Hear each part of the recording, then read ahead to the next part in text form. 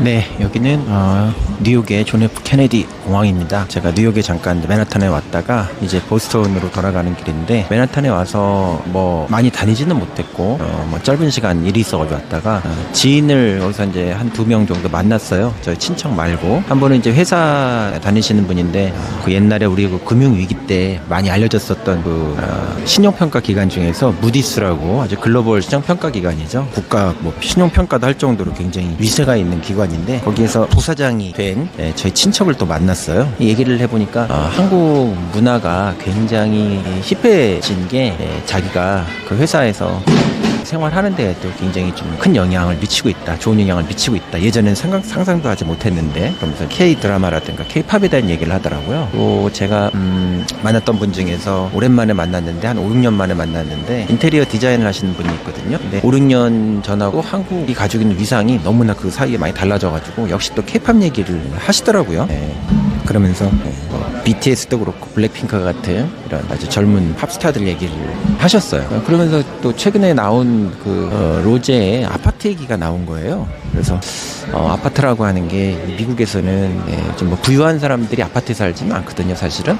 좀 더 자기 자가 독립주택에 보통 살고, 아파트를 미국에서 이렇게 선호하는 건 아니에요. 근데 한국에서 독특하게 이 아파트라고 하는 것이, 아파트라는 말을 뭐 미국에서 잘 쓰지도 않죠. 아파트먼트, 이게 이제 공식적인 명칭이고 한국화된 그 이름인데, 이 아파트가 히트치고 있다고 하면서 재밌다는 얘기를 또 이렇게 하시더라고요. 한국의 좀 독특한 방식으로 문화가 수용이 된 거죠. 이거 일종의. 저는 이제 그 얘기를 들으니까 저도 이제 그 로제 아파트라는 노래를 몇 번 들어봤었어요. 그래서 재밌다 이렇게 생각을 하는데, 그런 이제 뭐 K-팝의 관점에서 그걸 얘기할 수도 있겠지만, 저는 문학을 하는 사람이라 이제 관점에서 보니까 로제 아파트가 옛날에 제가 아파트에서 가지고 있는 관점과는 참 다르고, 세대적으로 굉장히 어떤 감수성이 변화한 그런 아파트가 되었구나 이런 생각을 했어요. 이 로제의 아파트 가사를 보면은 빨리 와가지고 우리가 한번 이제 즐기자 이런 거잖아요. 아파트 게임하면서 즐기자 이렇게 얘기를 하는데, 사실은 이 젊은 남녀가 거기를 하나의 그 파티장으로 만들면서 즉각적으로 지금 이 시간에 더 이상 미루지 말고 우리 같이 놀자, 이런 이제 얘기예요. 근데 아파트에 대해서 우리가 가지고 있는 그게 좀 양가적이죠. 한국 사회에서의 아파트라고 하는 게, 하나는 이게 좀 그 부동산이죠, 아파트가. 그러니까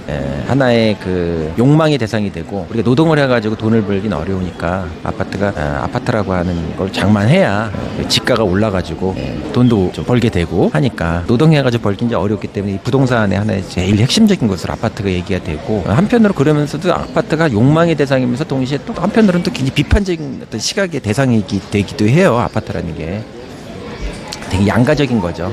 근데 이런 시각이 이제 형성이 된 게, 한국 사회에서는 그 아파트라는 게 이 우리나라 경제 발전하고 굉장히 밀접하게 같이 연관돼가지고 이게 발전했거든요. 이게 좀 자연스러운 현상이라기보다는, 제가 현대 자동차의 그 헤리티지 북이라고 해가지고, 현대 자동차에서 그 자기 자동차의 그 역사를 이렇게 좀 기념하는 그런 굉장히 아이콘이 되는 차들을 계속 이렇게 출판하는 그런 시리즈를 이제 만들려고 해가지고, 그 프로젝트에서 제가 이 초대 편집장을 했었어요, 최근까지도. 그러다가 보니까 알게 된 게, 보면은 한국 사회에서 이 아파트라고 하는 게 우리나라 산업 발전의 역사하고 너무나 같이 가요. 그리고 이 현대 그룹이 이 경제개발계에게 굉장히 직접적으로 이렇게 참여를 해서 경부고속도로를 놓게 되는 것이 우리나라 68년이고, 시작해가지고 70년인가 그때 이제 완공이 되는데, 그 시점에 또 폰이라고 하는 그런 자동차도 이제 만들게 되고, 현대 자동차의 그 전에 회장이었던 분이 정세영이란 분인데, 정주영 씨의 그 동생 되는 분이죠. 그분이 현대 건설의 회장도 하면서 현대 자동차의 회장도 하고, 폰 자동차를 만들 때도 이제 그분이 이거 주도를 해가지고, 그분을 이제 폰이정이라고 해가지고, 이번에 한강 작가가 문학상 수상하는데 또 폰이정 상 이제 이번에 올해 수상자가 됐더라고요. 수상소감 하는 것도 봤는데, 우리나라에서는 그 경부 고속도로, 또 현대 자동차, 그리고 이 현대가 우리나라 아파트의 상징이 되는 현대 아파트. 이 현대 아파트는 76년도인가 그 준공이 되거든요. 그리고 79년도, 78년도인가 그때 잠실 주공이 이제 만들어지고, 79년도에 음마 아파트가 만들어지는, 이런 이제 자동차, 그다음에 고속도로, 아파트, 이런 것들이 이제 한 몫으로 가면서 우리나라 경제 발전의 상징이기도 하면서 급격한 이제 산업화, 그걸 통해 가지고 부를 만들어가는 그런 과정을 상징하기도 하죠. 그러니까 그게 이제 경제 발전의 대상이기도 하면서, 동시에 부동산을 통해 가지고 집가가 올라가지고 하나의 중산 계급이 형성되는 이제 그런 과정이기도 하기 때문에, 하나의 또 비판적인 또 그런 관점에서 이 아파트를 이제 이렇게 보게도 돼요.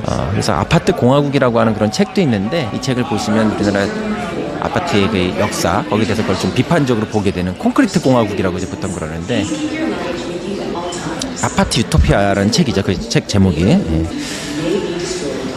이 로제의 아파트 얘기를 하면서 뭐 많이 얘기되는 게 또 윤수일의 아파트 얘기를 하더라고요. 그게 윤수일의 아파트하고 로제의 아파트하고 비슷한 점도 있지만 상당히 다른 점도 있어요. 그 차이는 뭐냐면 이제 비슷한 점은 서로 굉장히 신나죠. 굉장히. 윤수일의 아파트는 우리나라 삼촌 세대의 스포츠 응원곡의 대표곡이 되기도 했는데 실제 내용을 보면은 그 내용은 좀 쓸쓸해요. 별빛이 흐르는 다리를 건너서 갈대숲을 지나 아파트로 가는데 아무도 없다 이런 얘기죠. 갈대숲을 지나가지고 다리를 건넜다는 걸 보면은 이게 아마 그 영동대교에서부터 해가지고 잠실 아파트 단지가 있는 아마 이제 그쪽이 아파트가 아니었나 싶어요. 그 당시에 80년대 그게 82년도인가 이제 나온 곡이니까.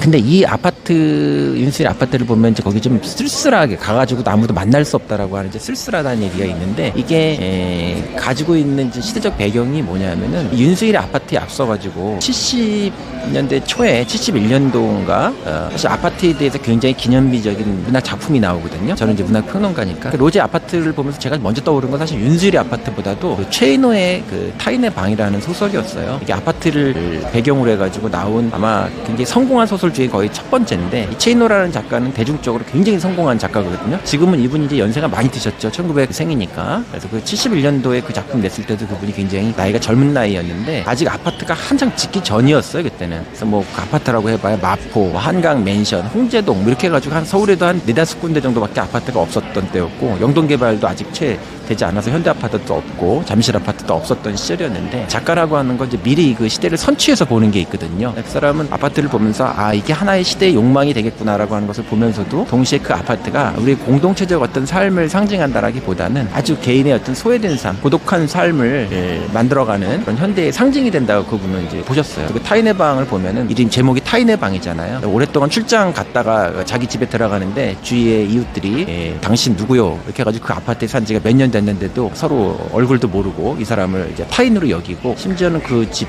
자기 집에 들어갔지만 아무도 없는 방에서 뭔가 고독과 쓸쓸함을 느끼다가 사람과 교류를 하는 것이 아니라 뭐 거기에 있는 화장대라든가 막 벽이 막 이렇게 살아 움직이면서 사물과 내가 이렇게 대화를 하는 어떻게 보면 사람과의 대화가 끝나가지고 사물과 내가 대화를 하는 그래서 어떻게 보면 이제 그게 내가 사물이 되는 과정이거든요. 소설의 마지막이 제일 충격적인데 그 주인공이 이제 아내가 들어오는데 아내가 웬 집안에 보면은 익숙한 듯 하면서도 낯선 어떤 물건이 하나 있는 것 같아요. 그래서 그 물건을 이렇게 쓰다듬다가 물건을 결국은 이제 벽장에다 집어넣는. 그러니까 그게 주인공이 사람이었는데 그게 사물로 되는. 그러니까 사물과 대화를 하다가 주인공 자체가 사물이 되어서 아파트에 물건이 돼버리는 이런 어떤 좀 섬뜩한 얘기가 나오는 이제 얘기가 그 타인의 방이라는 소설이에요. 굉장히 문학성이 있는 작품인데 윤수일의 아파트도 어떻게 보면 그 타인의 방이라고 하는 문학 작품이 이제 나오던 그런 시절의 어떤 그런 상황 속에서 그 영향을 좀 받는 소설이에요. 그래가지고 거기도 이제 아파트가 굉장히 고독과 소외의 공간으로 이렇게 얘기되고 있죠. 너를 찾아가지만 너를 만날 수 없고. 근데 이런 로제의 아파트는 보면은 그런 고독의 공간으로서의 아파트도 아니고 또 욕망의 공간으로서 또 부동산으로서의 아파트도 아니고 아파트를 비판적으로 이렇게 보는 아파트도 아니고 아주 그 펑키한 음악을 통해 가지고 그 음악 보면은 뭐 누구는 그 에이브릴 라빈을 2000년대에 있었던 에이브릴 라빈의 음악을 떠올린다고 하는데 사실 저희 세대 같은 경우는 먼저 떠오르는 게 옛날에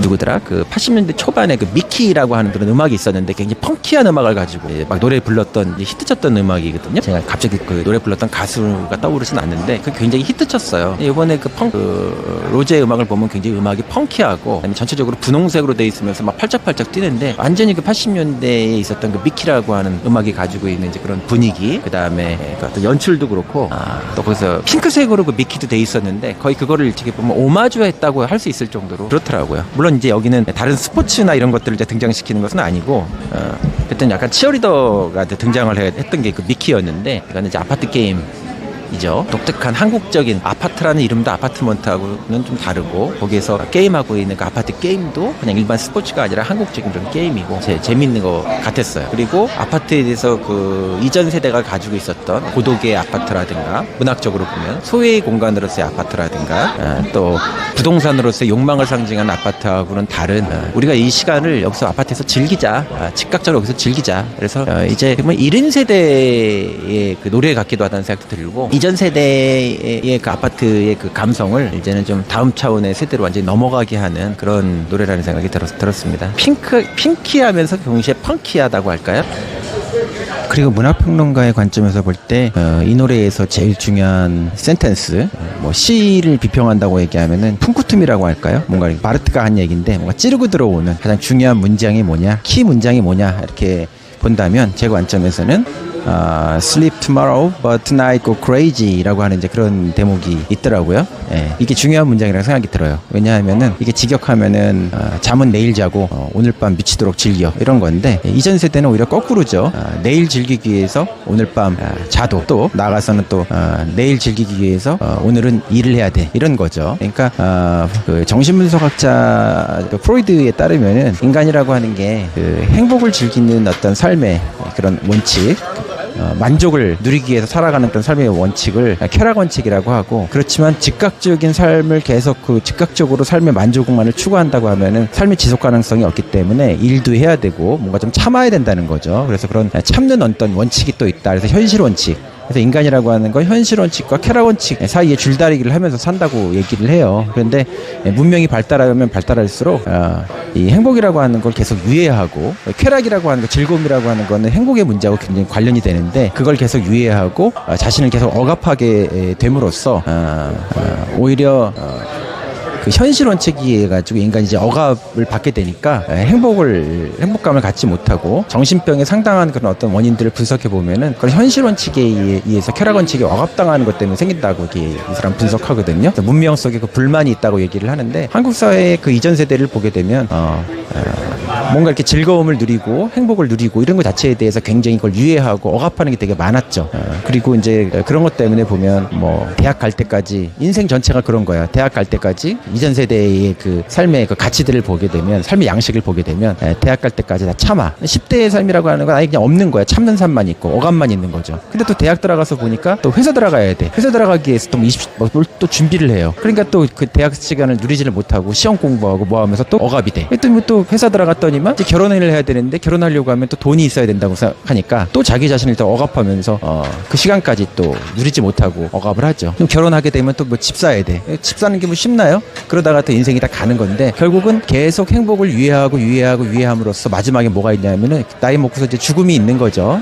그러니까 저의 관점에서 이렇게 이 센텐스가 읽혀요. 여기서 sleep tomorrow라고 하는 게 잠은 내일 자 이렇게 얘기를 하고 있지만 이 잠이라고 하는 건 어떻게 보면 영원한 잠일 수도 있어요. 계속 잠자다가 보면 내일 잠을 잔다라고 하는 이 잠이라고 하는 게 영원한 잠. 내일엔 죽음이 있어. 죽음을 계속 기다릴 거야. 그러니까 지금 즐겁게 놀자. 그러니까 표면적으로 보면은 굉장히 가사가 이렇게 좀 섹슈얼한 그런 가사죠. 남자 여자 사이에서 있는 그 오늘 밤 투나잇 즐기자는 게 굉장히 섹슈얼한 가사지만 이거를 더 문학적으로 해석해 보면은 이거는 행복에 대한 어떤 그 욕구, 즉각적인 어떤 행복 같은 것들을 더 이상 유예시키지 않고 지금 내가 누리겠다 이런 어떤 새로운 세대의 어떤 선언으로 보이고, 그게 거스를 수 없는 하나의 대세처럼 보이는 게 이 펑키한 리듬이 아닌가. 예전에 아파트하고 다를 수밖에 없는 거죠, 이 아파트가.